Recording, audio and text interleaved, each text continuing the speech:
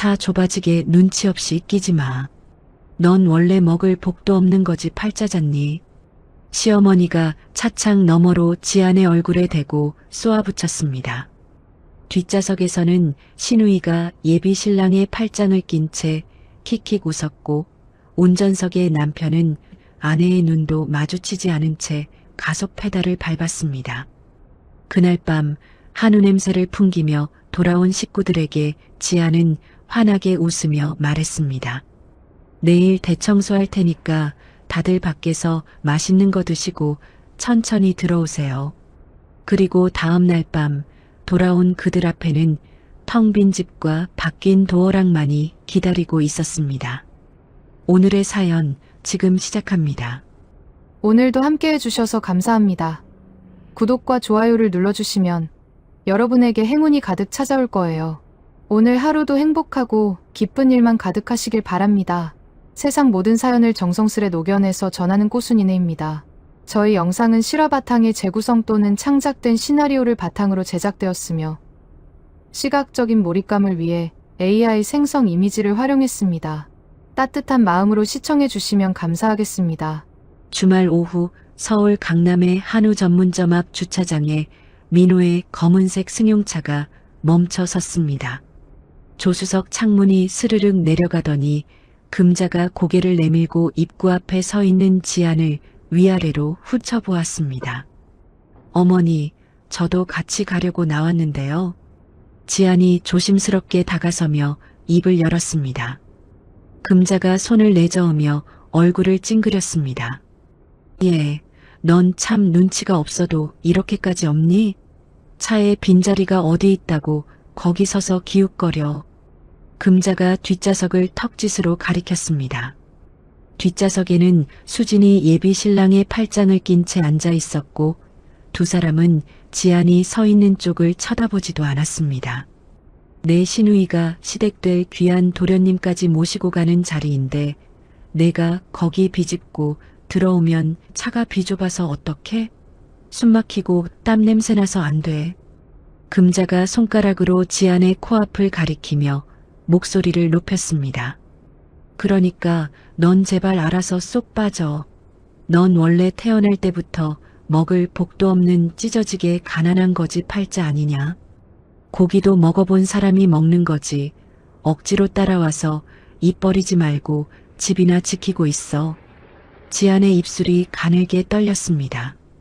운전석의 민호는 백미러로 지안을 잠깐 보다가 고개를 돌리고 기어를 넣었습니다.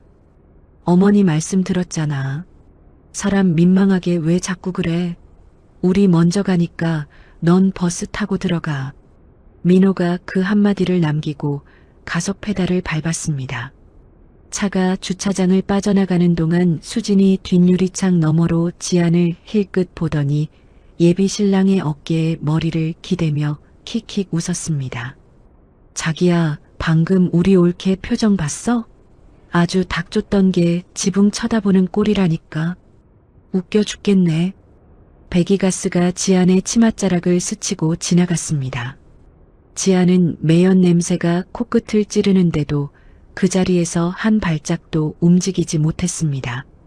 멀어지는 차의 빨간 후미등이 점점 작아지다가 모퉁이를 돌아 사라졌습니다. 지안의 눈가에 핏줄이 가늘게 섰지만 지안은 입술을 꽉 깨물고 눈물을 삼켰습니다. 지안은 빈 주차장에 홀로 서서 하늘을 올려다보았습니다. 맑은 하늘이 얄밉도록 파랬습니다. 3년 전 이 집안에 시집왔을 때도 이렇게 맑은 날이었습니다. 그때 금자는 지안의 손을 잡고 이렇게 말했습니다. 우리 며느리, 이제 내 딸이나 마찬가지니까 편하게 지내자. 내가 아주 금이야 오기야 아껴줄게. 그 말을 믿었습니다. 하지만 결혼식이 끝나고 일주일도 되지 않아 금자의 태도가 달라졌습니다. 명절이면 지안은 새벽 4시에 일어나 전을 부치고 국을 끓였지만 밥상에 앉을 자리는 없었습니다. 식구들이 배를 두드리며 자리를 뜨고 나면 지안의 몫은 눌어붙은 전 부스러기와 식은 국물뿐이었습니다. 한 번은 명절상에 올린 갈비찜을 지안이 먹으려 하자 금자가 젓가락으로 지안의 손등을 탁 내리쳤습니다. 이게 어디서 손을 대? 이건 손님들 드실 귀한 고기인데 며느리가 염치도 없이 먼저 집어먹니? 저 부엌 싱크대 밑에 보면 남은 거 있으니까 대충 비벼 먹어. 그날 부엌에 남은 것은 밥풀이 말라붙은 빈속과 김치 국물뿐이었습니다. 3년간 매번 그랬습니다. 지아는 고개를 숙이고 천천히 집을 향해 걸음을 옮겼습니다.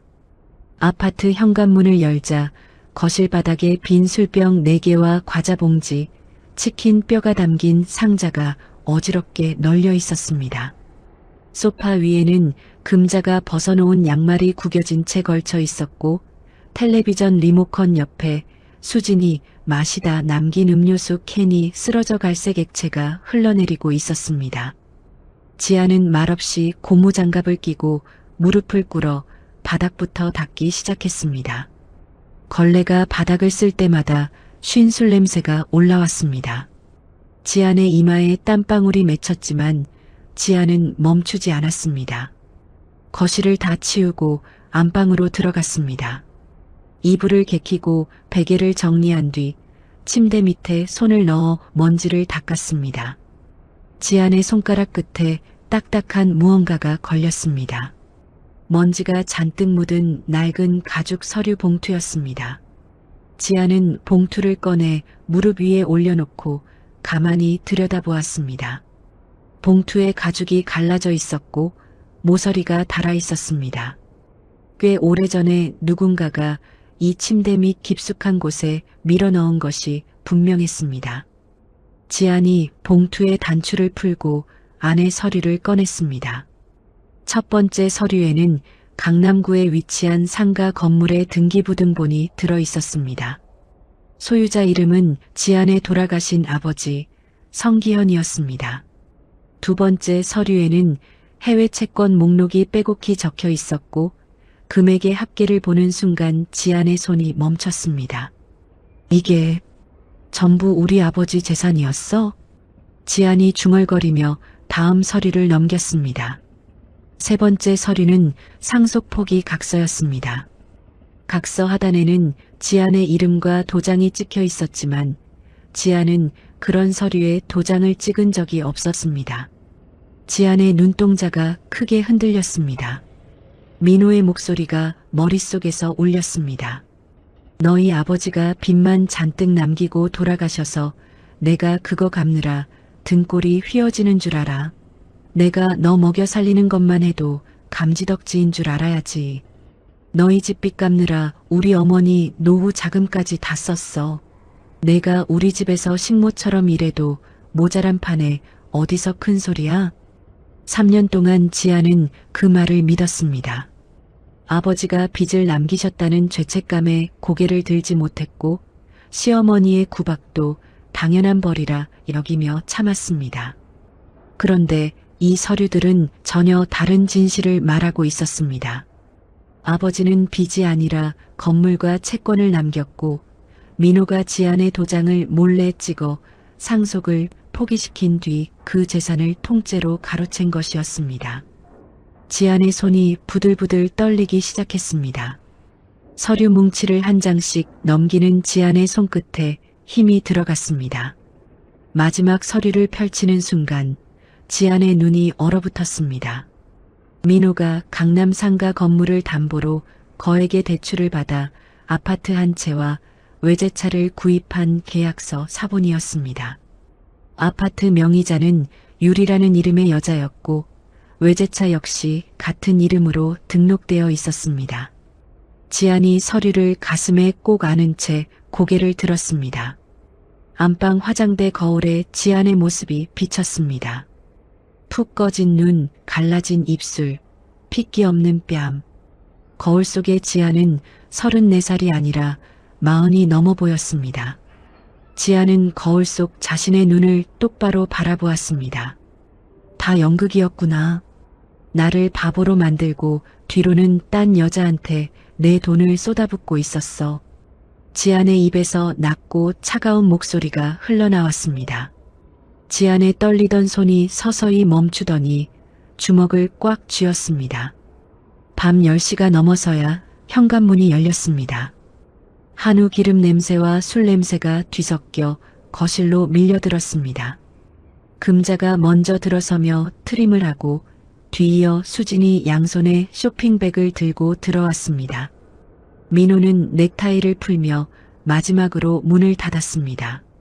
거실 불이 꺼져 있었습니다. 어둠 속 소파 앞에 지안이 조용히 앉아 있었습니다. 으악, 깜짝이야. 아이고, 내 심장이야. 옳게, 왜 이러고 있어? 미쳤어? 수진이 비명을 지르며 뒷걸음질 쳤습니다. 금자가 벽에 스위치를 올려 불을 켰습니다. 아이고 세상에, 불도 안 켜고 쾌만히 앉아서 사람 잡으려고 작정했니? 금자가 인상을 쓰며 지안을 내려다보았습니다. 금자는 코트를 벗어 소파 위에 던지더니 지안의 옆에 퍼석 주저앉았습니다. 야, 오늘 먹은 소고기가 어찌나 살살 녹던지. 1등급 꽃등심이라 그런가 기름기가 잘잘 흐르는 게 입에 넣자마자 사라지더라. 어머 얘, 넌 평생 구경도 못 해본 맛일 거다. 금자가 혀를 차며 배를 쓸었습니다. 넣어주려고 조금 싸우려고 했는데 수진이랑 어찌나 잘 먹던지. 남은 게 하나도 없지 뭐니? 원래 먹을 복 없는 사람은 어쩔 수 없는 거야, 얘. 금자가 킥킥 웃으며 지안의 얼굴을 살폈습니다. 민호가 지안의 어깨를 거칠게 밀치며 지나갔습니다. 집에서 하루 종일 편하게 처박혀 있었으면서 야식 준비도 안 해놨냐? 배고파 죽겠는데 당장 라면이라도 끓여와. 계란 탁 풀어서 맵게. 지안은 밀려 비틀거렸지만 넘어지지 않았습니다. 수진이 쇼핑백 5개를 거실 한가운데 던져놓으며 입을 열었습니다. 옳게, 내일 내 방 싹 치워놓고 이 구두들 광나게 닦아놔. 비싼 거니까 흠집 하나라도 나면 옳게가 다 물어내야 해. 알았어? 수진이 손가락으로 지안을 가리키며 말했습니다. 지안은 세 사람의 얼굴을 천천히 둘러보았습니다. 그리고 자리에서 일어나 부엌으로 향했습니다. 잠시 후 지안이 쟁반에 물컵 3개를 올려들고 나왔습니다. 지안의 입가에 미소가 번져 있었습니다. 평소와는 다른 이상할 정도로 환한 미소였습니다. 오늘 한우 외식 정말 즐거우셨죠, 어머니? 기름진 거 드셨으니까 시원한 물 한 잔 드세요. 금자가 의아한 눈으로 지안을 올려다보다가 물컵을 받아들었습니다. 얘가 갑자기 왜 이래? 해가 서쪽에서 뜨겠네. 징그럽게 웃기는. 아, 그리고 어머니. 저 내일 집안 대청소를 싹 하려고요. 3년 묵은 때까지 하나도 남김없이 다 벗겨내려고요. 지안이 민호와 수진에게도 물컵을 건네며 말을 이었습니다. 그러니까 내일은 다들 밖에서 맛있는 거 드시고 느긋하게 놀다 오세요. 밤늦게까지 밖에서 즐거운 시간 보내시라고요. 제가 집을 아주 완벽하게 치워놓을게요. 금자의 눈이 반짝 빛났습니다. 어머 얘, 웬일로 기특한 생각을 다 하니? 민호야, 잘됐다. 내일 그 소문난 해물탕집 가서 소주나 한잔하자. 내 카드로 긁는 거다. 민호가 고개를 끄덕이며 폰을 꺼내 맛집을 검색하기 시작했습니다. 수진도 옆에서 머리를 들이밀며 메뉴 사진을 넘겼습니다. 지안은 세 사람이 맛집 사진에 몰두하는 모습을 가만히 바라보았습니다. 지안의 미소가 입가에서 천천히 사라지고 그 자리에 차가운 표정이 내려앉았습니다. 지안은 자기 방으로 들어가 문을 닫았습니다. 스마트폰의 녹음 앱을 열고 오늘 하루 녹음해둔 파일들을 하나씩 확인했습니다. 금자의 먹을 복도 없는 거지 팔자라는 목소리가 스피커에서 또렷하게 흘러나왔습니다. 지안은 이어폰을 꽂고 녹음 파일을 끝까지 재생한 뒤 폰 안에 증거라는 이름의 폴더를 만들어 파일을 저장했습니다. 거실에서 식구들의 웃음소리가 새어 들어왔습니다. 지아는 웃음소리를 등 뒤에 두고 조용히 연락처를 열었습니다. 한도윤이라는 이름을 찾아 메시지 창을 열었습니다. 도윤아, 나 지안이야. 내일 오전에 상담 가능할까? 아주 급한 일이야. 내 인생이 걸린 문제야. 메시지를 보낸 뒤 지아는 폰을 가슴 위에 올려놓고 천장을 올려다보았습니다. 어둠 속에서 지안의 두 눈만이 또렷하게 빛나고 있었습니다. 다음 날 아침 9시 금자가 현관에서 구두를 신으며 거실을 향해 소리쳤습니다. 지안아, 우리 나간다. 너 오늘 청소 허투루 했다간 국물도 없을 줄 알아. 화장실 타일 사이사이 낀 물때까지 아주 싹싹 긁어서 닦아놔. 알았어? 민호가 차 키를 짤랑거리며 현관문을 나섰고 수진이 새카만 선글라스를 끼며 그 뒤를 얄밉게 따랐습니다. 지아는 고무장갑을 낀 채 거실 한가운데 서서 세 사람을 배웅했습니다. 네, 어머니. 걱정 마세요. 아주 구석구석 깨끗하게 3년 묵은 때까지 싹 치워놓을게요. 아주 느긋하게 즐기다 오세요. 현관문이 콰당 소리를 내며 닫혔습니다. 지아는 그 소리가 들리자마자 끼고 있던 고무장갑을 벗어 싱크대 속에 던져버렸습니다. 지아는 안방으로 들어가 어젯밤 침대 밑에서 꺼낸 서류 봉투를 가방 깊숙이 넣고 지퍼를 꽉 잠갔습니다. 지아는 거울 앞에 서서 부스스한 머리를 단정하게 묶고 그동안 발을 잃었던 연한 립스틱을 입술에 칠했습니다. 3년 만에 처음으로 자신을 위해 외출 준비를 마친 지안이 아파트를 나서자 차가운 봄바람이 볼을 스쳤습니다. 지하철역까지 걸어가는 동안 지안은 가방끈을 두 손으로 꼭 잡았습니다. 가방 안에 서류 뭉치가 묵직하게 옆구리를 눌러왔습니다. 오전 10시 서초동 법조타운의 한 사무실 앞에 지안이 섰습니다. 문 옆 금색 명패에 한도윤 법률사무소라고 번듯하게 새겨져 있었습니다. 지안이 문을 열고 들어가자 안쪽에서 남색 수트를 입은 남자가 자리에서 벌떡 일어났습니다. 지안아. 도윤이 지안의 얼굴을 보더니 미간을 확 찌푸렸습니다. 푹 꺼진 눈과 뼈만 남은 얼굴을 보니 가슴이 덜컥 내려앉는 기분이었습니다. 도윤은 아무 말 없이 의자를 빼주며 지안을 앉혔습니다. 앉아. 일단 물부터 좀 마셔. 얼굴이 이게 뭐야? 지안이 고개를 저으며 가방에서 서류 봉투를 꺼내 테이블 위에 탁 소리나게 올려놓았습니다. 도윤아, 이것 좀 봐줘. 도윤이 봉투를 열고 서류를 넘기자마자 눈빛이 날카로워졌습니다. 등기부등본부터 상속포기 각서까지 훑어보던 도윤의 손가락이 각서 하단의 도장 부분에서 딱 멈췄습니다. 지안아, 너 이 각서에 내 손으로 직접 도장 찍었어? 아니, 전혀. 나 아버지 돌아가시고 상속 얘기는 구경도 못했어.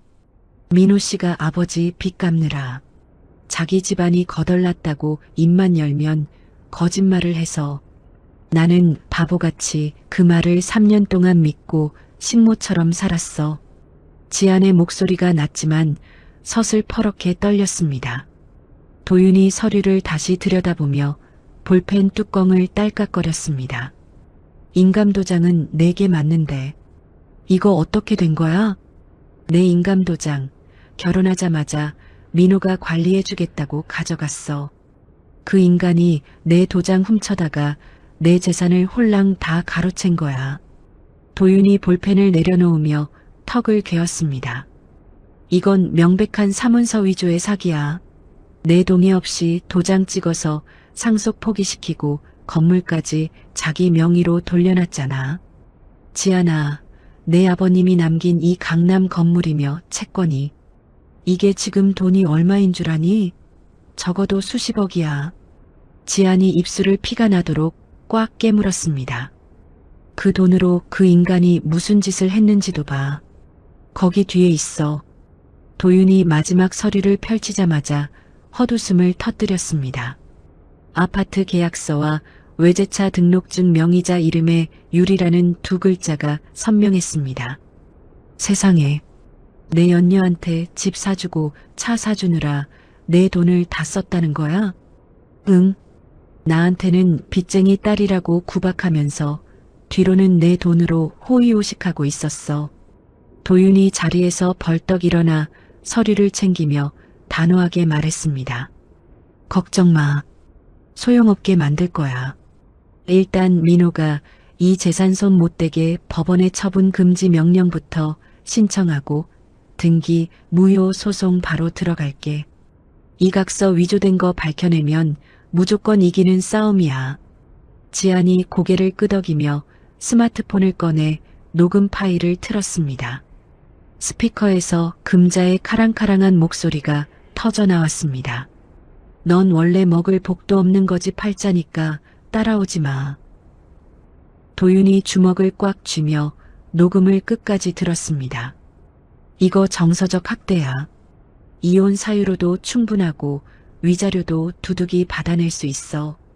또 없어? 3년치가 있어. 내 인생을 갈아 넣은 폴더가 아주 꽉 찼어. 도윤이 지안을 안타깝게 바라보다가 조용히 물었습니다. 지안아, 그 지옥 같은 집에서 어떻게 혼자 버텼니? 지안은 대답 대신 창밖을 바라보았습니다. 햇살은 따스한데 지안의 마음은 얼음장 같았습니다. 도윤아, 나 부탁이 하나 더 있어.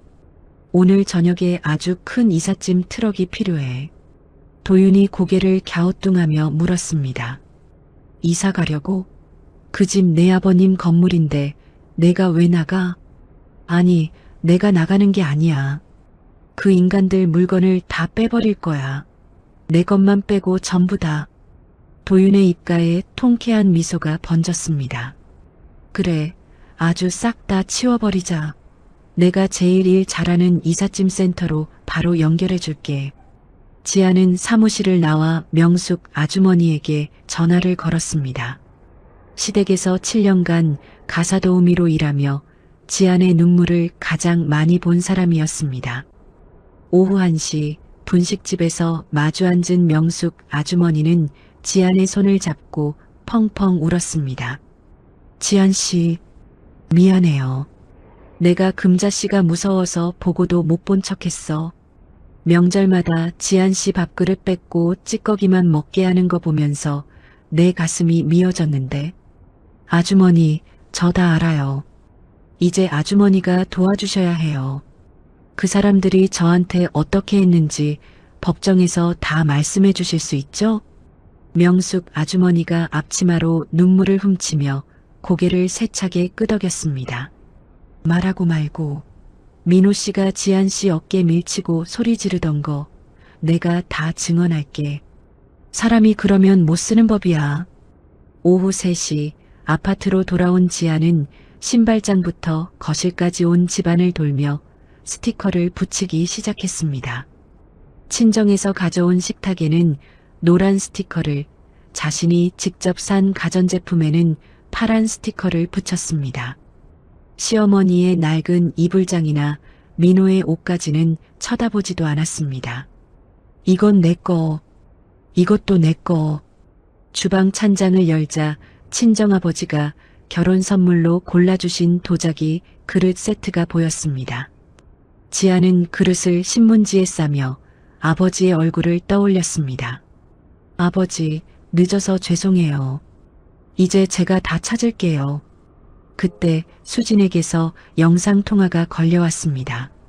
화면 속 수진은 명품 가방을 흔들며 거드름을 피웠습니다. 옳게, 이거 봐라. 이번에 나온 신상인데 자그마치 300만 원이야. 너 같은 거지는 구경도 못할 가방이지? 호호, 청소나 빡빡해놔. 내 침대 밑에 먼지 하나라도 나오면 가만 안 둘 줄 알아. 지아는 그 가방이 자신의 유산을 담보로 빌린 돈이라는 생각에 피가 거꾸로 솟았지만 태연하게 웃으며 대답했습니다.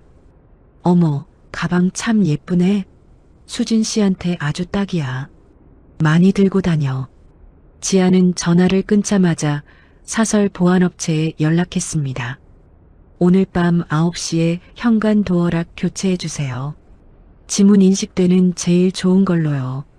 저녁 5시 반 도윤에게서 메시지가 왔습니다. 법원에서 금지 명령 떨어졌어. 민호는 이제 재산에 손도 못 대. 그리고 민호가 시어머니 계좌로 회사 돈 빼돌린 증거도 찾았다. 지아는 마지막으로 안방 화장대 서랍을 열어 결혼 반지를 꺼냈습니다. 한참을 들여다보던 지아는 미련 없이 반지를 화장대 위에 탁 내려놓았습니다. 더러운 물건은 안 가져가. 저녁 6시 정각 아파트 복도에 이삿짐 인부 20명이 줄지어 나타났습니다. 팀장이 지안에게 깍듯이 인사했습니다. 사모님, 3시간 안에 싹 비워드리겠습니다. 노란색이랑 파란색 스티커 붙은 것만 옮겨주세요. 나머지는 손대지 마시고요. 인부들이 일사불란하게 움직이자 거실 소파와 식탁이 순식간에 빠져나갔습니다. 8시가 되자 집안은 휑해졌습니다. 남은 건 시어머니의 낡은 장롱과 수진의 지저분한 옷가지뿐이었습니다. 지아는 텅 빈 거실을 사진으로 찍어 저장했습니다. 그때 스마트폰에 보안 알림이 떴습니다. 현관 카메라 등록되지 않은 인물 접근 중. 민호가 오고 있었습니다. 지아는 복도에서 대기 중이던 보안업체 기사에게 고개를 끄덕였습니다.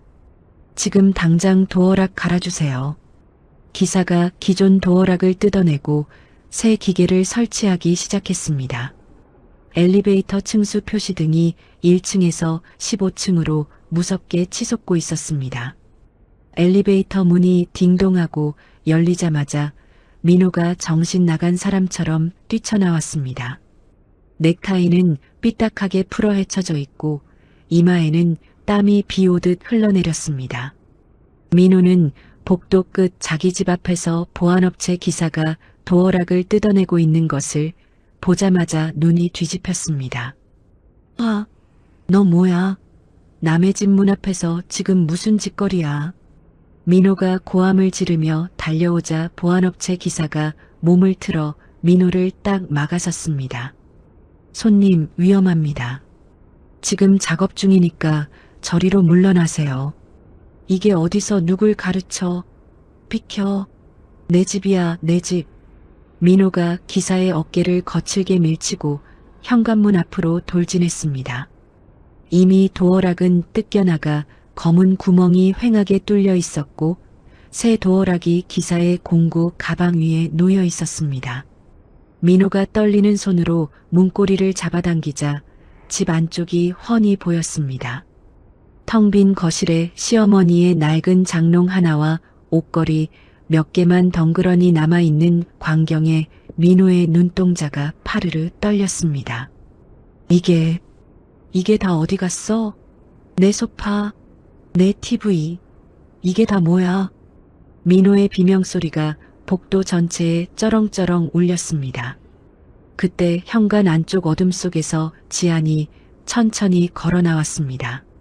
지안은 도끼 서린 눈으로 민호를 똑바로 쳐다보며 한 걸음도 물러서지 않았습니다.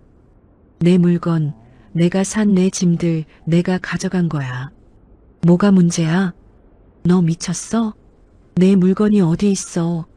이 집에 있는 건 숟가락 하나까지 다 내 돈으로 산 내 거야. 당장 안 내놔? 민호가 주먹을 불끈 쥐고 지안의 턱 밑까지 다가섰습니다. 하지만 지안은 눈 하나 깜짝하지 않고 차갑게 대꾸했습니다. 착각하지 마. 이 집 처음부터 내 거 아니었어. 민호의 얼굴이 순간 하얗게 질렸습니다. 지안이 주머니에서 서류 한 장을 꺼내 민호의 코앞에 쫙 펼쳤습니다. 이 집 원래 우리 아버지 명의였던 거 잊었어? 내가 내 도장 몰래 훔쳐다가 내 앞으로 홀랑 넘긴 거잖아. 안 그래? 민호의 눈동자가 갈 곳을 잃고 흔들렸습니다. 민호는 억지 웃음을 지으며 소리를 높였습니다. 뭔 헛소리야. 장인어른이 빚만 잔뜩 남기고 죽어서 내가 그거 뒷수습하느라 내 명의로 돌린 거라고 몇 번을 말해. 너 진짜 정신 나갔구나? 그 더러운 거짓말, 이제 안 통해. 지안이 서류를 접어넣으며 서슬퍼런 목소리로 쐐기를 박았습니다. 상속 포기 각서 위조한 거, 아버지 건물 담보로 대출받아서 내 내연녀 유리한테 아파트 사준 거, 나 다 알아냈어. 이 사기꾼아. 민호의 얼굴에서 핏기가 싹 가셨습니다. 입술을 벌벌 떨며 손가락질을 해대는데 지안이 가차없이 말을 이었습니다.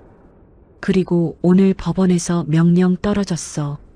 내가 건물이든 채권이든 손 하나 못대게 다 묶어놨으니까 꿈 깨. 지안이 차갑게 돌아서며 기사에게 말했습니다. 기사님, 작업 마무리해주세요.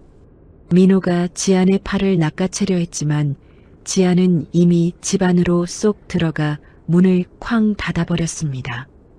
기사가 그 즉시 새 도어락을 문에 딱 고정시켰습니다. 아, 성지안, 문 열어. 당장 안 열어? 민호가 짐승처럼 울부짖으며 문을 주먹으로 쾅쾅 내리쳤습니다. 복도 이웃집 문들이 빼꼼히 열렸다가 겁에 질려 다시 닫혔습니다. 그때 엘리베이터에서 금자와 수진이 내렸습니다. 금자는 술이 거나하게 취해 볼이 발그레했고 수진은 쇼핑백을 주렁주렁 들고 있었습니다. 두 사람은 바닥에 주저앉은 민호를 보고 눈이 휘둥그레졌습니다. 아이고, 민호야. 너 왜 거기 그러고 있어? 이게 다 무슨 난리니? 금자가 비틀거리며 달려와 민호를 붙들었습니다. 민호가 고개를 들며 울먹이는 소리로 말했습니다. 엄마, 지안이가. 그년이 짐 다 빼가고 자물쇠까지 바꿔버렸어. 뭐라고? 인연이 드디어 미쳤구나. 금자가 현관 앞으로 달려가 도어락을 미친 듯이 눌러댔습니다. 삐삐삐 기분 나쁜 소리만 울릴 뿐 문은 요지부동이었습니다. 아, 이 못된 년아. 당장 문 열어. 시어머니가 왔는데 어디서 문을 걸어 잠가. 금자가 문을 손바닥으로 퍽퍽 치며 악을 썼습니다. 그때 거실 안쪽 인터폰 화면이 팅하고 켜지며 지안의 얼굴이 나타났습니다. 지안은 아주 평온한 얼굴로 카메라를 보고 있었습니다. 어머니, 이 집은 원래 저희 아버지 거였어요. 민호가 제 도장 도용해서 사기친 거라고요. 오늘 법원에서 그 사실 다 확인하고 등기 정지시켰어요. 이제 여긴 제 집이에요. 금자의 입이 떡 벌어졌습니다. 뭐라고? 내 집? 이게 누구 앞에서 헛소리야. 헛소리 아니에요. 법원 도장 찍힌 서류가 제 손에 있어요. 어머니, 허락 없이 남의 집 들어오려고 하면 주거 침입인 거 아시죠? 경찰 부르기 전에 당장 가세요. 지안이 인터폰 카메라 앞에 법원 결정문을 들이밀었습니다. 시뻘건 법원 도장이 선명하게 보였습니다. 금자가 기가 막혀 숨을 헐떡이며 민호의 등을 팍 쳤습니다. 민호야, 너 뭐하고 있어? 저 문 당장 안 부수고. 민호가 벌떡 일어나 문을 발로 걷어찼습니다. 쾅, 쾅, 쾅. 새 도어락이 흔들렸지만 문은 꿈쩍도 하지 않았습니다. 수진이 쇼핑백을 바닥에 내팽개치며 소리를 질렀습니다. 옳게, 당장 문 열어. 내 방에 있는 비싼 옷이랑 화장품 다 어쨌어. 인터폰 스피커에서 지안의 차가운 목소리가 흘러나왔습니다. 수진 씨 물건이랑 어머니 짐은 손 안 댔으니까 걱정 마세요. 하지만 오늘부로 여긴 제 집이니까 내일 낮에 사람 없을 때 와서 챙겨가세요. 오늘은 절대 못 열어줘요. 너 지금 우리더러 길바닥에서 자라는 거야? 이 나쁜 년아. 수진이 비명을 지르는 그때 복도 끝에서 구두 소리가 들리더니 경찰 2명이 성큼성큼 다가왔습니다. 지안이 미리 신고를 해둔 것이었습니다. 무슨 일이십니까? 복도에서 이렇게 소란을 피우시면 안 됩니다. 금자가 경찰 팔을 붙들고 매달렸습니다. 아이고, 경찰 아저씨. 우리 며느리가 미쳐서 시어머니를 내쫓고 문을 잠갔어요. 얘 좀 어떻게 해봐요. 이 집 명의가 어떻게 됩니까?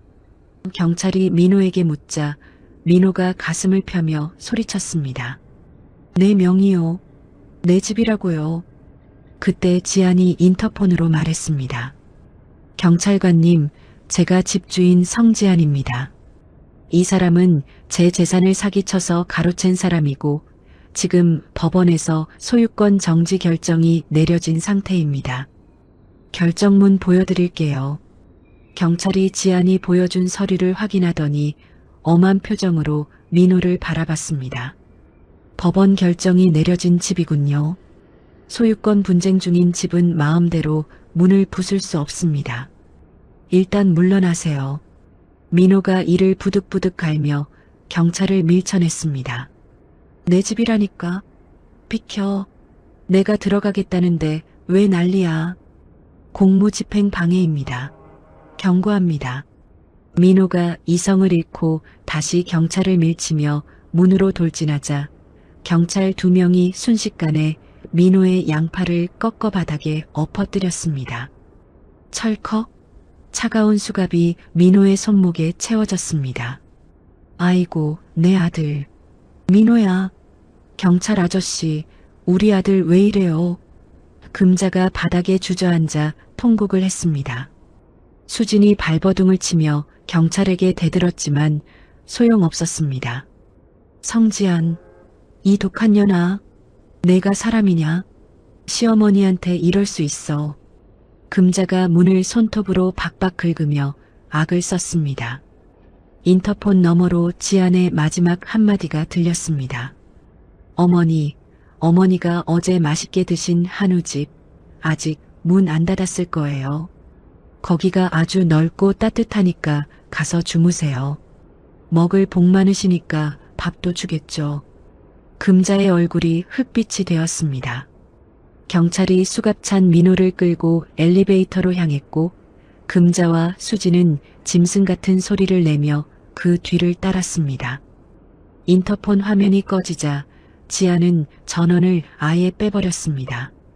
복도 밖에서 들리던 울음소리와 비명소리가 점점 멀어져 갔습니다. 지안은 텅 빈 거실 한가운데 서서 가만히 눈을 감았습니다. 3년간 가슴을 짓누르던 돌덩이가 쑥 빠져나간 기분이었습니다. 지안은 창가로 걸어갔습니다. 아래를 내려다보니 경찰차의 빨간 불빛이 요란하게 돌아가며 민호를 태우고 떠나고 있었습니다. 금자와 수진이 차 옆에서 매달리다 경찰에게 밀려나는 꼴이 한눈에 보였습니다. 지안은 폰을 꺼내 도윤에게 전화를 걸었습니다. 민호가 경찰에 잡혀갔어. 이제 시작이야. 잘했어. 내일 오전 재판 준비 완벽하게 해놓을게. 고생했다, 지안아. 전화를 끊은 지안은 텅 빈 거실 바닥에 대자로 누웠습니다. 차가운 바닥이 등에 닿았지만 그 어떤 침대보다 편안했습니다. 지안은 천장의 불빛을 보며 두 팔을 휘저었습니다. 아무것도 잡히지 않는 텅 빈 공간이 지안에게는 비로소 온전한 자신의 세상처럼 느껴졌습니다. 다음 날 오전 10시 서울가정법원 앞에 지안이 도착했습니다.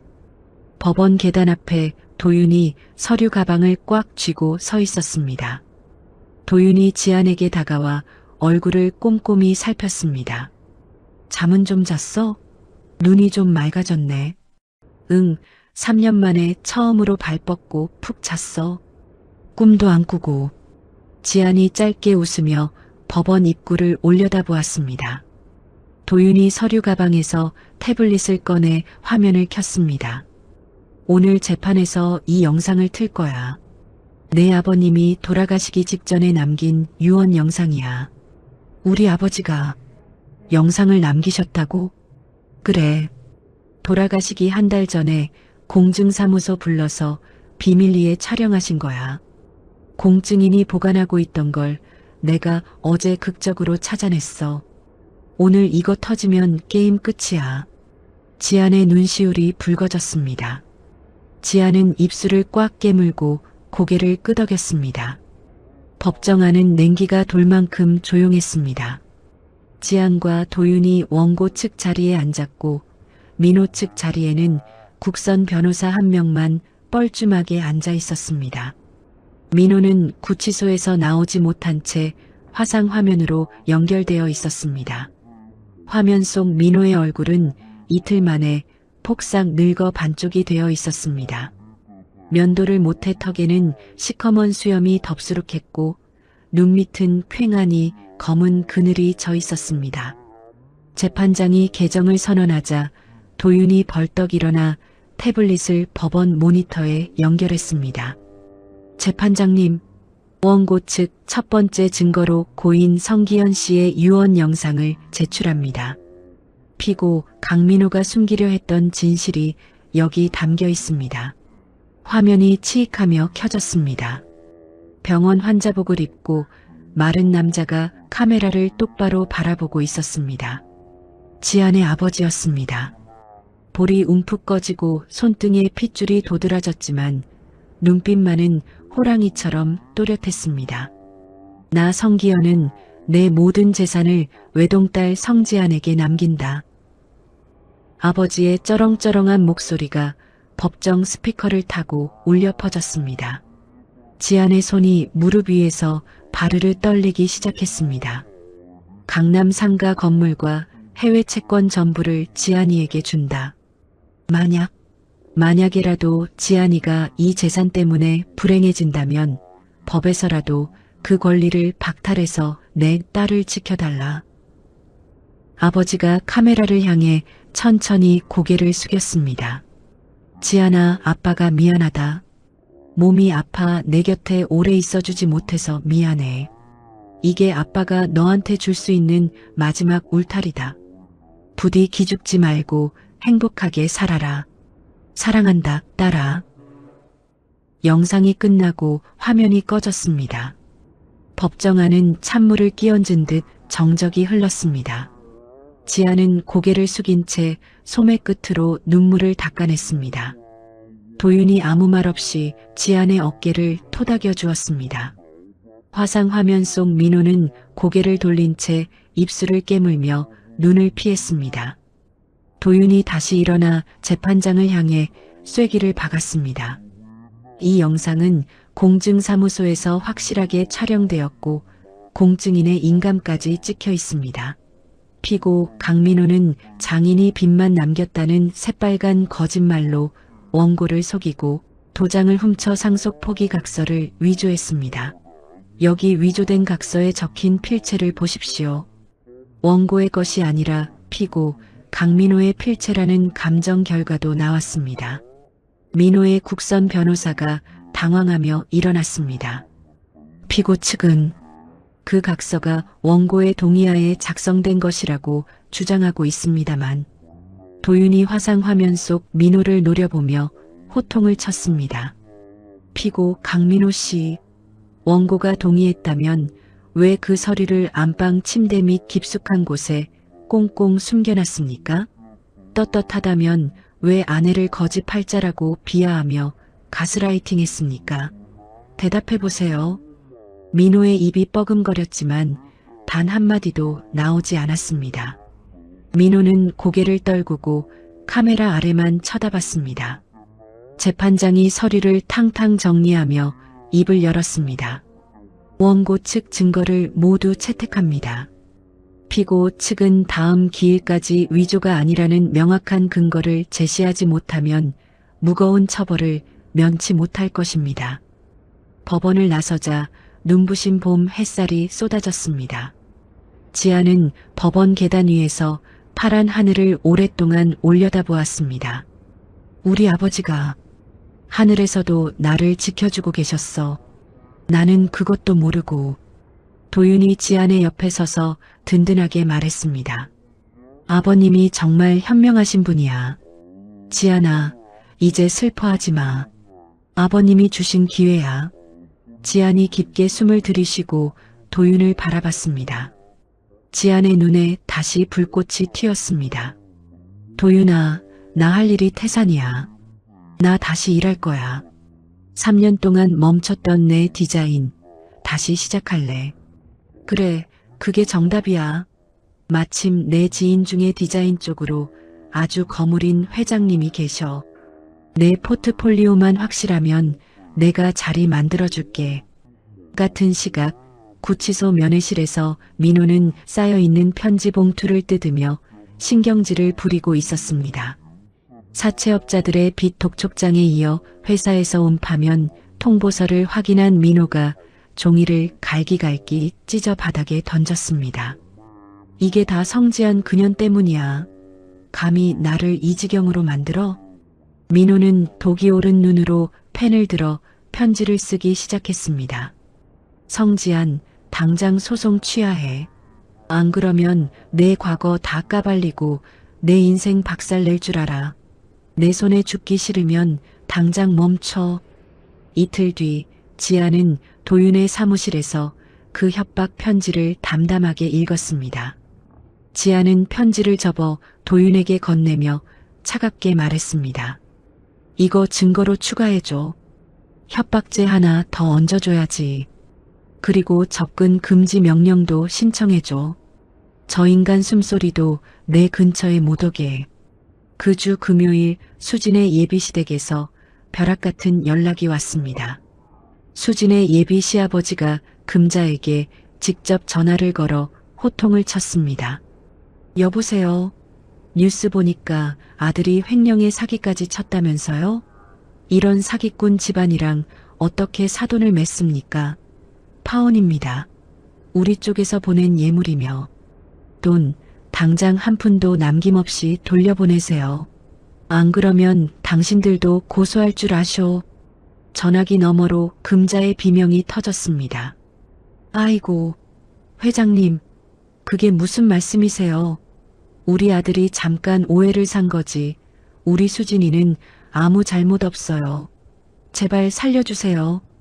하지만 전화는 냉정하게 끊겼습니다. 금자가 전화기를 바닥에 내동댕이 치며 주저앉았습니다. 수진이 사색이 되어 달려왔습니다. 엄마, 왜 그래? 뭐라고 해? 파혼 아니지? 그치? 파혼이란다. 예단 다 돌려달래. 아이고, 우리 집안 이제 망했다. 망했어. 수진이 뒷걸음질 치다 벽에 등을 쾅 부딪히고 주저앉았습니다. 말도 안 돼. 내 가방, 내 보석, 그거 다 어떡해. 두 모녀는 얹혀 살던 친척 집 거실에서 서로 붙잡고 울었지만 집 주인이 방문을 쾅 열고 나와 차갑게 쏘아붙였습니다. 아주머니들 미안한데 내일까지 짐 싸서 나가주세요. 동네 창피해서 우리 집까지 얼굴을 못 들겠어. 일주일 뒤 지아는 디자인계의 대부 오 회장을 만났습니다. 강남 호텔 라운지에서 지안이 노트북을 펼치자 오 회장의 눈이 반짝였습니다. 성지안 씨, 이 실력을 왜 3년이나 썩혔어요? 이 감각이면 벌써 이 바닥에서 이름 꽤나 날렸을 텐데. 사정이 좀 있었습니다. 하지만 이제 제 이름을 되찾으려고요. 기회를 주십시오. 오 회장이 호탕하게 웃으며 손을 내밀었습니다. 좋아요. 우리 신규 프로젝트 성지안 씨가 맡아보죠. 실력 하나는 끝내주네. 지안이 오 회장의 손을 꽉 잡았습니다. 3년 만에 다시 잡은 기회였습니다. 그날 저녁 지안은 아버지의 묘소를 찾아갔습니다. 붉은 노을이 지는 묘비 앞에 카네이션 한 송이를 놓았습니다. 지아는 묘비를 어루만지며 속삭였습니다. 아빠, 나 이제 다시 시작해. 아빠가 준 이 이름 절대 부끄럽지 않게 살게. 이제 정말 나답게 살 거야. 눈물이 지안의 뺨을 타고 흘렀지만 그것은 슬픔이 아니라 새로운 시작을 알리는 뜨거운 눈물이었습니다. 지안의 가방 안에는 되찾은 유산의 첫 수익금이 찍힌 통장이 묵직하게 들어 있었습니다. 지안의 앞길로 노을빛이 찬란하게 뻗어 있었습니다. 일주일 뒤 지안은 법원으로부터 강남 상가 건물의 소유권을 완전히 되찾았다는 판결문을 받아들었습니다. 도윤의 사무실에서 판결문을 읽는 지안의 손이 미세하게 떨렸습니다. 끝났어. 정말로 내 손에 들어왔어. 그래, 소유권 이전 등기까지 다 마쳤어. 이제 이 건물은 하늘이 두 쪽 나도 온전히 내 거야. 도윤이 서류를 정리하며 확신에 찬 목소리로 고개를 끄덕였습니다. 지아는 판결문을 가슴에 꼭 안고 눈을 감았습니다. 3년 전 시어머니에게 먹을 복 없는 거지 팔자라며 길바닥에 버려졌던 여자가 이제 강남 한복판에 우뚝 솟은 빌딩의 주인이 된 것입니다. 한 달 뒤 건물 1층 전면 유리창을 가리고 있던 공사용 가막이 걷혔습니다.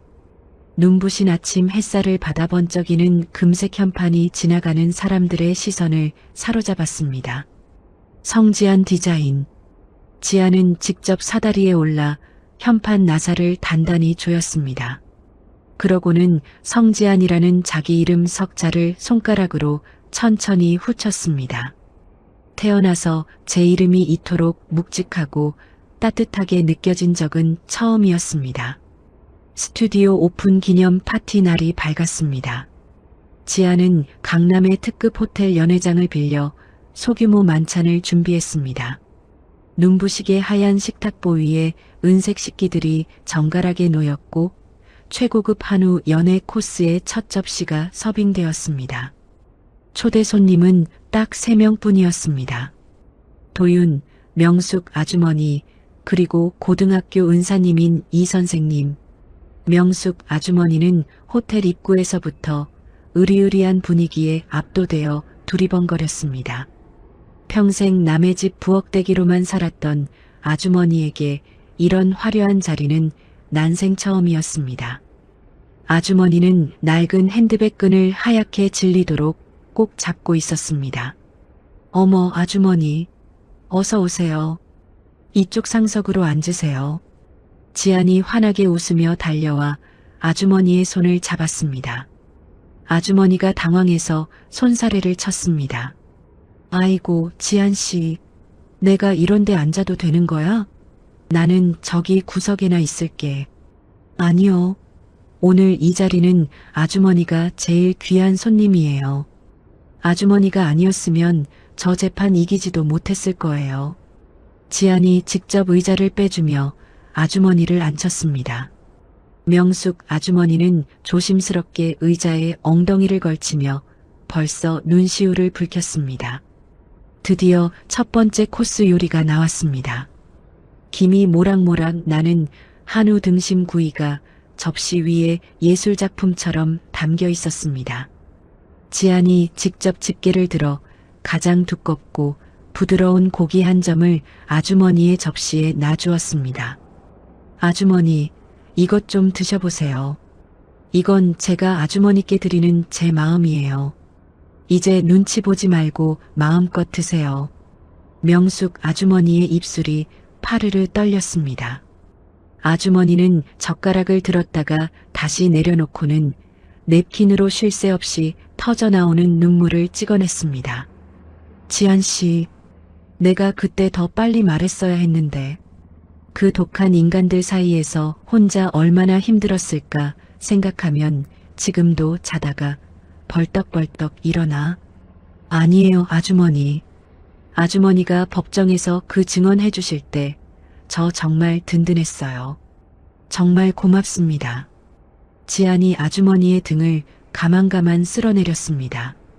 도윤이 와인 잔을 가볍게 채우며 거들었습니다.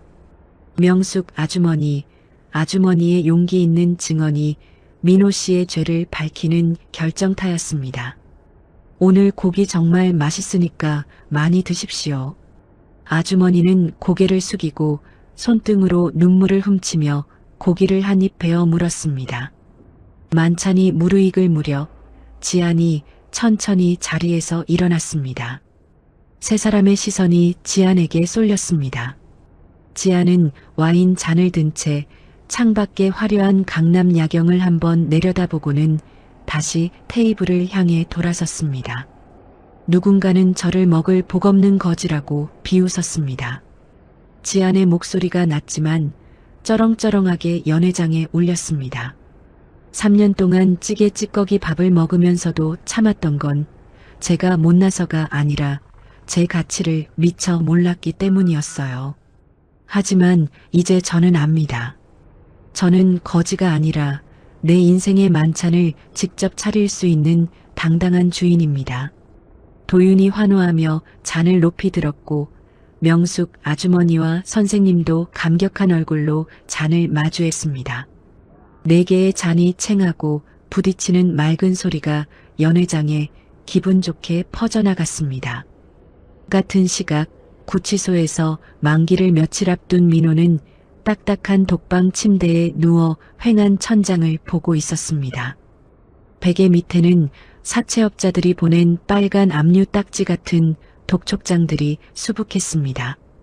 민호는 주머니를 뒤져 짤랑거리는 동전 2개를 꺼냈습니다. 그게 전 재산이었습니다. 민호가 떨리는 손으로 유리에게 전화를 걸었지만 돌아오는 건 차가운 안내 멘트뿐이었습니다. 지금 거신 번호는 없는 번호이오니. 유리는 이미 민호의 돈으로 새 인생을 찾아 번호를 바꾸고 다른 남자의 외제차에 몸을 실은 뒤였습니다. 사흘 뒤 민호가 구치소 정문을 나섰습니다. 두부를 사들고 마중 나온 사람은커녕 개미 한 마리 보이지 않았습니다. 민호는 구질구질한 운동복 차림으로 버스 정류장에 섰지만 버스비가 부족해 주머니 속 동전만 만지작거리다 결국 4시간을 걸어 쓰러져가는 고시원에 도착했습니다. 좁아터진 방에는 곰팡이 핀 매트리스 하나가 전부였습니다. 민호는 편의점에서 유통기한 임박 할인 딱지가 붙은 빵을 사서 물도 없이 씹어 삼켰습니다. 빵가루가 목에 걸려 캑캑거렸지만 물 한 병 쌀 돈이 없어 침으로 억지로 밀어 넣었습니다. 금자와 수지는 그보다 더 처참했습니다. 찜질방비 낼 돈마저 바닥난 두 모녀는 결국 차가운 거리로 나앉았습니다. 수진이 목숨보다 아끼던 300만 원짜리 가방은 전당포에서 단돈 30만 원에 팔려나갔습니다. 아니, 이게 300만 원짜리 명품인데 고작 30만 원이라니. 이 도둑놈아. 금자가 전당포 문을 발로 차며 악을 썼지만 수진이 금자의 팔을 억지로 끌고 나왔습니다. 엄마, 그만해. 창피해 죽겠어. 당장 오늘 잘 돼도 없단 말이야. 두 사람은 역전 지하도 차가운 시멘트 바닥에 신문지를 깔고 누웠습니다. 새벽녘 금자가 추위에 이를 달달 떨다가 지하도 벽에 붙은 거대한 광고판을 발견했습니다. 거기엔 지안이 디자인한 화려한 로고와 함께 지안의 얼굴이 보름달처럼 환하게 웃고 있었습니다. 올해의 디자이너 선정 성지안. 금자의 입이 떡 벌어졌습니다. 수지는 광고판 속 지안의 눈부신 모습에 눈이 멀 것 같아 고개를 돌려버렸습니다. 안 봐. 나 전혀 안 볼 거야. 수진이 무릎에 얼굴을 묻고 흐느꼈지만 금자는 광고판에서 눈을 떼지 못했습니다. 지안의 당당한 미소가 마치 어머니, 고기 맛은 어떠세요? 라고 묻는 것 같아 금자는 입술을 피가 나도록 질끈 깨물었습니다. 지안은 승승장구했습니다. 그녀는 아버지의 이름이라는 재단을 만들어 범죄 피해 여성들을 돕기 시작했습니다. 기부 증서에 서명하던 지안이 도윤에게 말했습니다. 아빠가 남겨준 재산이니까 이렇게 쓰는 게 아빠가 제일 좋아하실 일인 것 같아. 퇴근길 지안은 백화점 매장을 지나다 유리창 너머 가방 하나를 보았습니다. 예전에 시어머니 금자가 며느리 모임에 들고 가서 기죽여야 한다며 노래를 부르던 바로 그 가방이었습니다. 지안은 망설임 없이 매장 안으로 걸어 들어갔습니다. 이 가방 포장해 주세요. 저한테 주는 선물이에요. 가방을 든 지아는 매장 거울을 보았습니다. 3년 전 한우집 주차장에서 매연을 마시며 서 있던 초라한 여자는 온데간데 없었습니다. 지아는 작업실 창가에 앉아 화려한 도시의 불빛을 내려다보았습니다. 다음 날 아침 지안의 폰에 메시지가 도착했습니다. 성지안 대표님, 올해의 디자이너상 후보로 최종 지명되셨습니다. 지안은 창가에서 시원하게 웃음을 터뜨렸습니다. 그 미소에는 이제 상처도 복수심도 없었습니다. 오직 자기 힘으로 일어선 자만이 가질 수 있는 찬란한 승리의 빛만이 가득했습니다.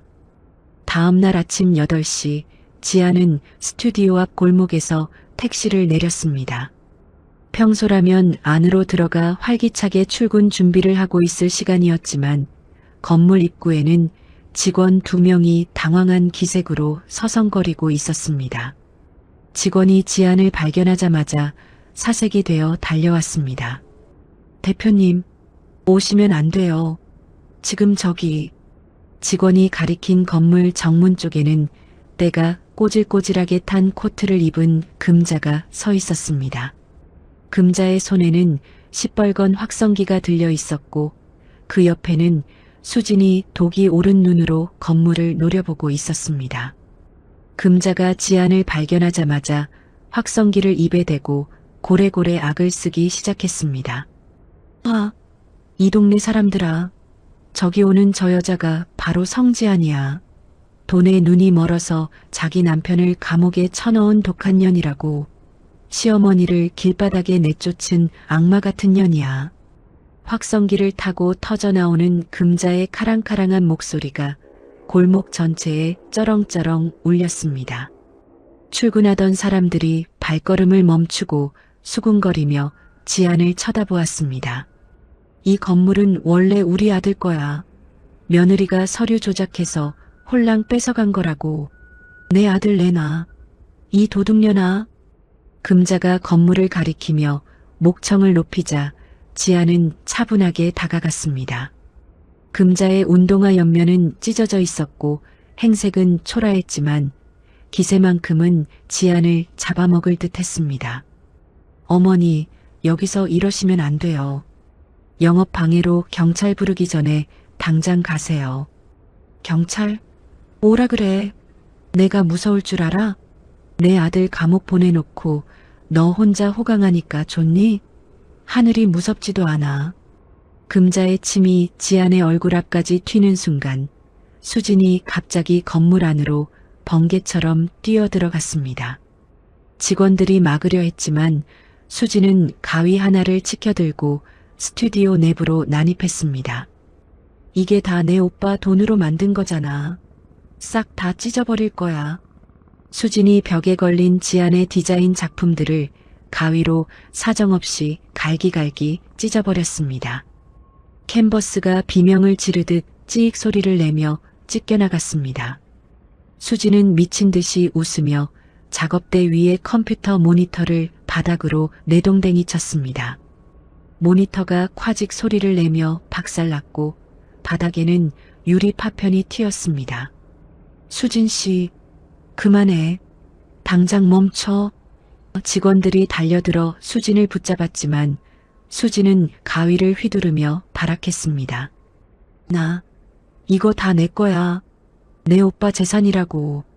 스튜디오 밖에서는 금자가 확성기를 들고 사람들에게 연신 소리를 질렀습니다. 다들 들었죠? 저 여자가 시어머니 밥 한 끼 안 주고 굶겨 죽이려는 년이에요. 남편 재산 다 가로채고 감옥 보낸 악녀라고요. 지아는 찢어진 작품들과 박살난 모니터를 보며 턱 근육을 파르르 떨었습니다. 가슴속에서 뜨거운 것이 울컥 올라왔지만 지아는 입술을 지식이며 참아냈습니다.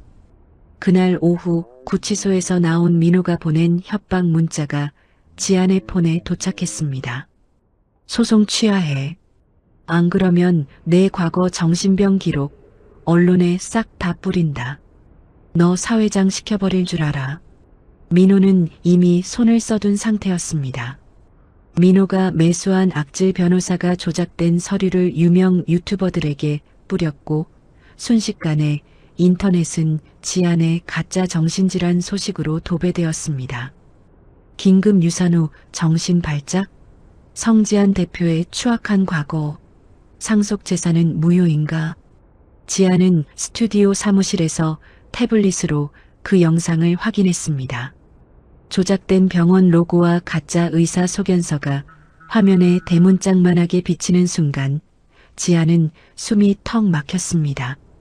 손가락 끝이 파랗게 질리고 심장이 터질 듯이 뛰었습니다. 대표님, 괜찮으세요? 직원이 달려오는 소리가 들렸지만 지안은 그대로 스튜디오 차가운 바닥에 고꾸라졌습니다. 구급차에 실려나가는 지안의 귓가에 멀리서 금자의 비웃음 섞인 목소리가 환청처럼 들려왔습니다. 꼴 좋다. 벌 받은 거야. 평생 거지처럼 살려니 욕심을 내더니 쌤통이다. 병원 침대에 누운 지안의 폰에는 계약 해지 통보 메시지가 빗발쳤습니다. 지안은 이불을 머리끝까지 뒤집어 쓰고 몸을 떨었습니다. 그때 도윤이 병실로 뛰어들어와 지안의 손을 잡았습니다. 지안아, 정신 차려. 아직 안 끝났어. 민호 그 자식이 내 스튜디오 팀장까지 매수해서 서버 비밀번호를 빼돌렸대. 하지만 내가 방법 찾을 거야. 나 믿지? 지안은 대답하지 못했습니다. 팀장까지 배신했다는 소식에 지안의 마음은 이미 가루가 되어버린 것 같았습니다. 병원 로비에서는 금자가 또다시 며느리가 시어머니 굶겨 죽인다는 피켓을 들고 난동을 부리고 있었습니다. 밤이 되었습니다. 지안이 링거를 맞으며 간신히 눈을 떴을 때 병실 문이 슬며시 열리더니 수진이 스며들듯 들어왔습니다. 수진의 눈에는 핏발이 서 있었고 광기 어린 미소를 짓고 있었습니다. 옳게 병원밥 맛있어? 우리는 지금 역전 지하도에서 쥐랑 같이 자고 있는데 너만 이렇게 편하게 누워있으면 안 되지. 수진이 서서히 다가와 지안의 팔에 꽂힌 링거줄을 거칠게 낚아채려 했습니다. 이거 뽑고 같이 죽자. 응? 그 순간 대기하던 보안 요원들이 수진을 덮쳐 제압했습니다. 수진은 이 나쁜 년아, 죽여버릴 거야. 라고 소리를 지르며 끌려나갔습니다. 병실 안은 다시 정적에 휩싸였습니다.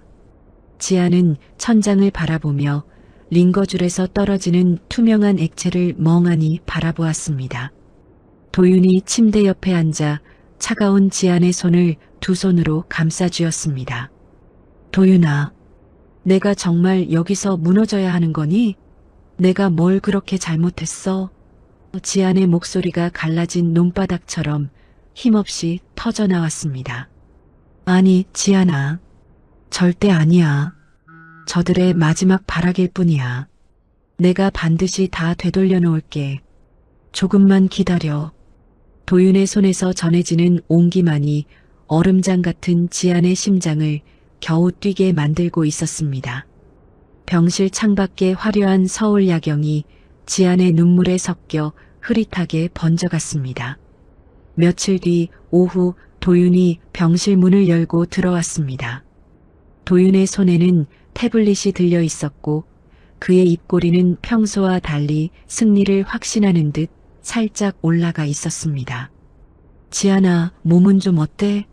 이것 좀 봐. 내가 기다리던 거야. 도윤이 태블릿을 지안의 무릎 위에 올려놓고 영상 하나를 재생했습니다. 화면 속에는 어두운 고시원 방에서 민호가 누군가와 은밀하게 통화하는 모습이 담겨 있었습니다. 어이, 그 문서 병원 로고까지 똑같이 박아서 잘 만들었지? 아무도 가짜인 줄 모를 거야. 지안이 그년 정신병자로 딱 낙인 찍어버리면 상속이고 뭐고 자격 자체가 날아가는 거거든. 하? 민호가 술병을 들고 낄낄거리며 음모를 꾸미는 목소리가 소름 끼치도록 또렷하게 녹음되어 있었습니다. 지안의 눈이 경악으로 커졌습니다.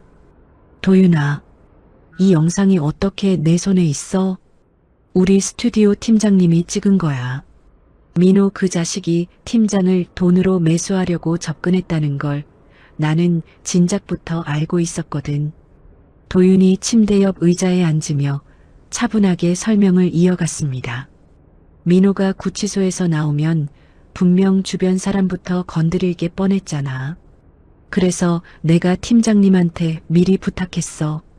민호가 연락해오면 모르는 척 받아주는 척하면서 모든 증거를 수집해달라고 말이야. 지안의 입이 다물어지지 않았습니다. 그럼 팀장이 넘겨준 서버 비밀번호도 전부 연극이었어? 당연하지. 민호가 그 가짜 비밀번호로 접속하는 순간 그놈 위치랑 접속 시간이 우리 쪽 기록 장치에 몽땅 저장되게 함정을 파놓은 거야. 그놈이 서버에 들어와서 어떤 파일을 지우려고 했는지까지 다 남아있어. 지안의 떨리던 손가락이 천천히 멈추었습니다. 지안은 도윤을 향해 고개를 끄덕이며 나직하게 말했습니다. 팀장님한테 내가 오해해서 정말 미안하다고 전해줘. 그럴 줄 알고 팀장님 지금 복도에서 기다리고 계셔. 들어오세요. 도윤이 문을 열자 눈이 빨갛게 충혈된 팀장이 들어와 지안에게 고개를 푹 숙였습니다. 대표님 정말 죄송합니다. 일부러 연락을 피해야 해서 마음이 너무 무거웠습니다. 아니에요, 팀장님. 제가 고맙다는 말을 어떻게 다 해야 할지 모르겠네요. 지안이 팀장의 손을 꽉 잡으며 대답했습니다. 지안은 그 즉시 이불을 걷고 침대에서 내려왔습니다. 다리에 힘이 풀려 비틀거렸지만 도윤이 얼른 부축했습니다. 지안아, 몸도 안 좋은데 어딜 가려고? 검찰청에 갈 거야. 이 증거 들고 가서 그 인간들 싹 다 잡아넣어야 해. 내 팔에 꽂힌 이 링거보다 저 인간들 죗값 치르게 하는 게 나한테는 더 급한 약이야. 지안은 링거를 뽑은 팔을 소매로 꾹 누르며 도끼 어린 눈을 했습니다. 오후 3시 지안과 도윤은 검찰청에 민호의 증거 조작 영상을 제출했습니다. 영상을 확인한 수사관의 안색이 굳어지더니 곧바로 수사 착수를 선언했습니다. 검찰청을 나온 지안은 쉴 틈도 없이 강남의 한 호텔 기자회견장으로 향했습니다. 이미 도윤이 수십 명의 기자를 불러 모은 상태였습니다. 단상에 오른 지안은 마이크 앞에 서서 카메라 셔터 세례를 정면으로 받아냈습니다. 여러분, 며칠 전 저에 대해 떠돌던 정신질환 문서는 모두 강민호 씨가 꾸며낸 가짜입니다. 여기 국립과학수사연구원의 감정 결과서를 보십시오. 대형 화면에 조작된 로고와 합성된 의사 서명이 낱낱이 파헤쳐진 분석표가 떴습니다. 이어 민호가 조작을 지시하는 녹음 영상이 회견장 스피커를 찢을 듯 울려 퍼졌습니다. 기자들 사이에서 말도 안 돼. 세상에 하는 탄식이 터져나왔습니다. 또한 제 시어머니 박금자 씨가 병원 앞에서 제 사생활을 유포한 행위, 그리고 신우이 강수진 씨가 제 스튜디오에 난입해 작품을 난도질한 영상도 이 자리에서 공개합니다. 화면 속에서 수진이 미친 듯이 가위를 휘두르며 작품을 찢는 장면이 나오자 회견장은 순식간에 아수라장이 되었습니다. 한 기자가 질문을 던졌습니다. 성 대표님, 가장 힘들었던 순간이 언제였습니까? 지안은 잠시 침묵하다가 차갑게 대답했습니다. 제가 아파서 구급차에 실려가는데 시어머니라는 사람이 밖에서 꼴 좋다며 춤을 추듯 소리를 지를 때였습니다. 하지만 저는 그 목소리를 듣고 다시 일어났습니다. 절대로 지지 않겠다고 결심했거든요. 기자회견은 저녁 뉴스에 대대적으로 보도되었습니다. 지안을 욕하던 온라인 민심은 180도 뒤집혔고 시댁 식구들을 향한 비난의 화살이 쏟아졌습니다. 그날 밤 고시원에서 소주를 마시며 승리를 자축하던 민호의 방문이 벌컥 열렸습니다. 강민호 씨, 증거 조작 및 무고 혐의로 긴급 체포합니다. 수사관들이 민호의 손목에 수갑을 채우자 소주병이 바닥에 떨어져 박살이 났습니다. 이게 뭐야? 이거나. 내가 뭘 잘못했다고. 민호가 발버둥을 쳤지만 수사관들은 그를 짐승 끌고 가듯 복도로 끌어냈습니다. 비슷한 시각 편의점 텔레비전으로 민호가 체포되는 뉴스를 본 금자는 다리에 힘이 풀려 바닥에 주저앉았습니다. 아이고, 내 팔자야. 민호야. 금자의 통곡 소리가 편의점에 울렸지만 손님들은 냉담한 눈초리로 그녀를 피했습니다. 일주일 뒤 건강을 회복한 지아는 스튜디오로 당당하게 출근했습니다. 직원들의 박수 소리 속에 지아는 새 캔버스를 올리고 커다란 글자를 적었습니다. IMVINCIBL이 무너지지 않는. 그날 저녁 도윤에게서 판결 소식이 들려왔습니다. 지아나, 민호가 가로챘던 해외 채권 이자까지 몽땅 돌려받게 됐어. 이제 정말 법적으로도 내 완승이야. 지아는 꽃다발과 두둑한 보너스 봉투를 들고 팀장에게 다가가 손을 내밀었습니다. 팀장님, 오해해서 미안해요. 덕분에 제가 다시 살았습니다. 정말 고마워요. 팀장이 눈물을 훔치며 꽃다발을 받았습니다. 지안의 새 컬렉션은 전 세계적인 찬사를 받으며 그녀를 세계적인 디자이너의 반열에 올려놓았습니다. 지아는 법원을 나서는 길에 눈부신 햇살을 받으며 도윤을 향해 활짝 웃었습니다. 도윤아, 이제 정말 다 끝났어. 내 가슴속에 맺혔던 응어리가 다 풀린 것 같아. 지안의 웃음소리가 법원 계단 위로 맑게 울려 퍼졌습니다. 그 미소는 3년간의 지옥을 견뎌낸 사람만이 지을 수 있는 가장 찬란한 승리의 증표였습니다. 1년이 지났습니다. 민호는 만기 출소했지만 세상은 민호를 기다려주지 않았습니다. 횡령 전가가 꼬리표처럼 붙은 이력서를 받아주는 곳은 어디에도 없었습니다. 민호는 고향 부산 근처의 공사 현장에서 시멘트 포대를 나르며 하루 일당을 받아 연명했습니다. 하지만 일당을 받는 날이면 어김없이 검은 양복을 입은 사채업자가 현장 입구에서 입을 벌린 괴물처럼 기다리고 있었습니다. 강민호 씨, 이자가 또 밀렸네? 오늘 일당도 우리가 가져가야겠어. 사채업자가 민호의 거친 손에서 일당 봉투를 가차없이 낚아채 갔습니다. 민호는 시멘트 가루가 하얗게 박힌 제 손바닥을 멍하니 내려다보다가 현장 구석 수도꼭지에 머리를 들이밀었습니다. 차가운 물이 민호의 얼굴을 사정없이 적셨습니다. 민호는 물기를 닦을 생각도 못한 채 휑한 하늘을 올려다보았습니다. 금자와 수지는 서울 변두리의 보증금 200만 원짜리 눅눅한 지하 단칸방에서 살고 있었습니다. 반지하 창문으로 들어오는 빛은 하루에 딱 2시간, 그마저도 지나가는 사람들의 발치만 보이는 창문이었습니다. 방 안에는 얇은 이불 2채와 김이 다 새어나오는 고물 전기밥솥 하나가 전부였습니다. 금자가 마지막까지 움켜쥐고 있던 명품 가방들을 전당포에 넘긴 지도 이미 반년이 지났고 그 돈마저 바닥난 지 오래였습니다. 어느 추운 겨울 저녁 금자가 편의점에서 유통기한이 임박해 반값 딱지가 붙은 컵라면 하나를 사들고 방으로 들어왔습니다. 금자가 덜덜 떨리는 손으로 물을 올리고 라면 뚜껑을 열었습니다.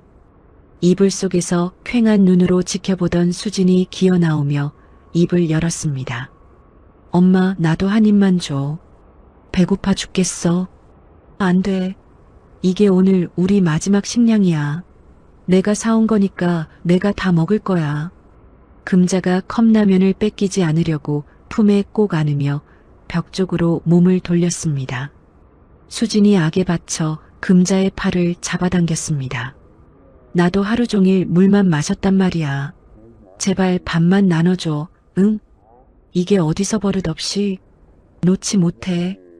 금자가 수진의 손을 거칠게 뿌리치며 뺨을 찰싹 때렸습니다. 매서운 소리가 좁은 단칸방에 울려 퍼졌습니다. 수진이 빨갛게 부어오른 뺨을 감싸 쥐고 뒷걸음질 쳤습니다. 금자는 딸의 눈물을 외면한 채 벽을 보고라면 면발을 허겁지겁 입에 밀어 넣었습니다. 수진이 바닥에 주저앉아 통곡하며 소리를 질렀습니다. 다 엄마 때문이야. 엄마가 그때 올케한테 그딴 소리만 안 했어도 나 지금 재벌가 사모님 소리 들으면서 살았을 거 아니냐고. 엄마가 내 인생 다 망쳤어. 라면 국물을 들이키던 금자의 손이 덜덜 떨렸습니다. 하지만 금자는 대답 대신 목이 매는 라면을 꾸역꾸역 삼켰습니다. 수진의 처절한 울음소리가 얇은 벽을 타고 옆방 고시원까지 서글프게 새어나갔습니다. 다음 날 아침 금자는 폐지를 줍기 위해 리어카를 끌고 거리로 나섰습니다.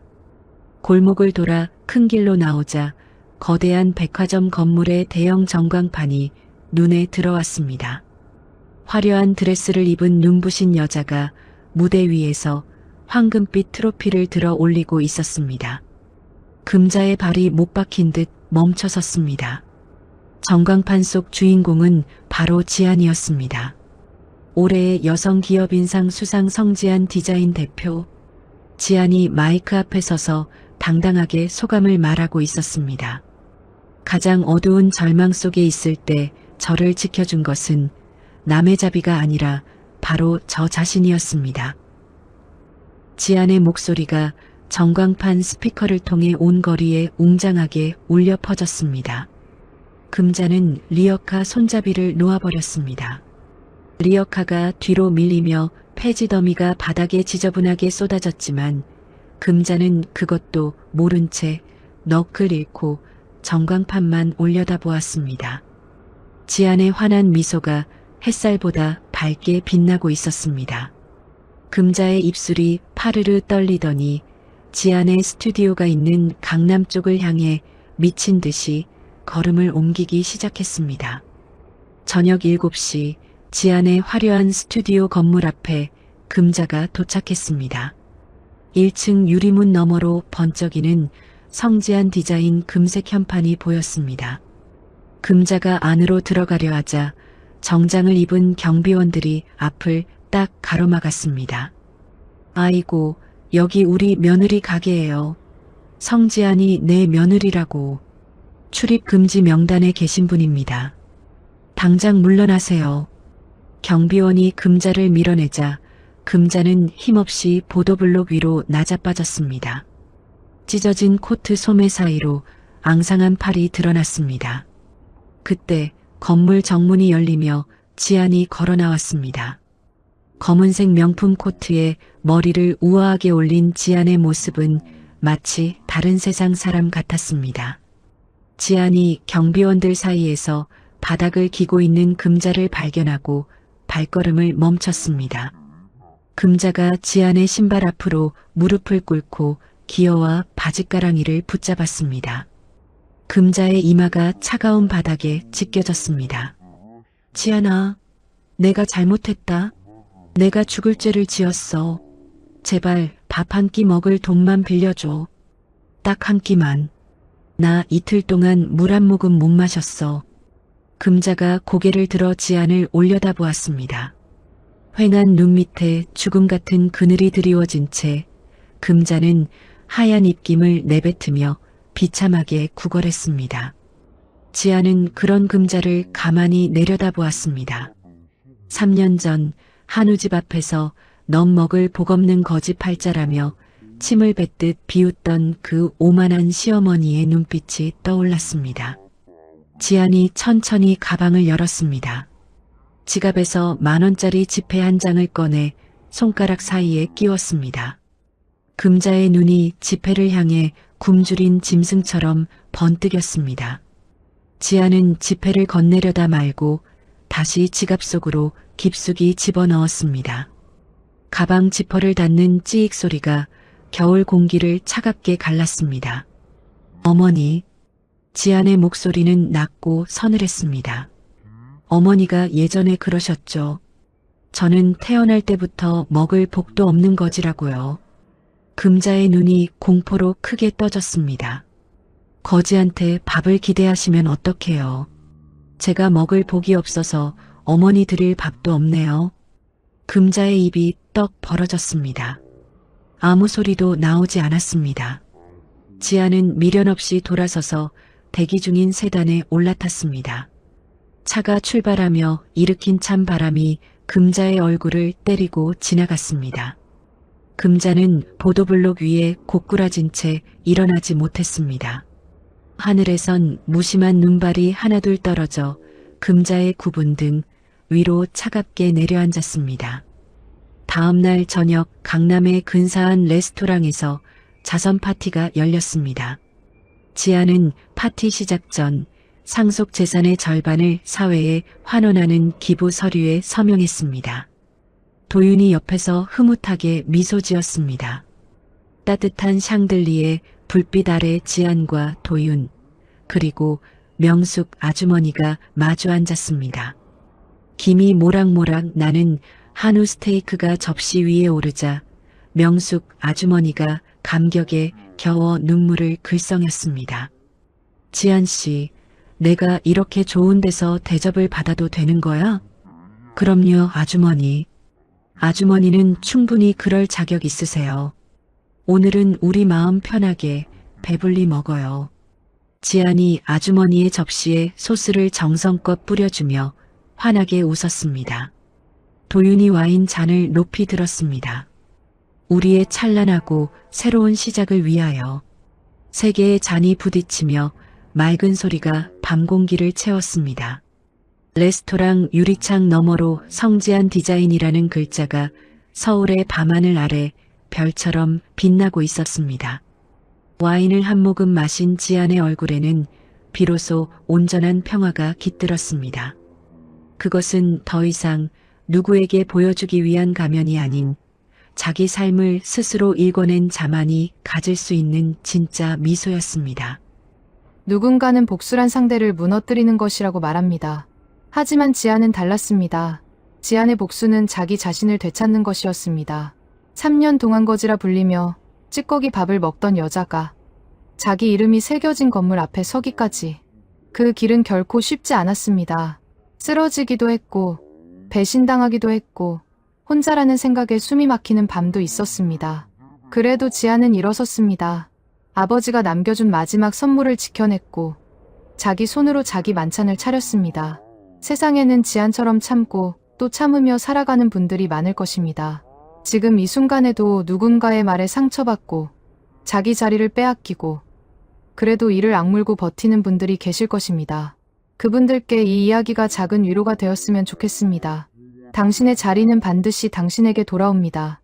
이야기를 끝까지 들어주신 분이 계시다면 잘 들었다고 댓글 하나만 남겨주세요. 감사합니다.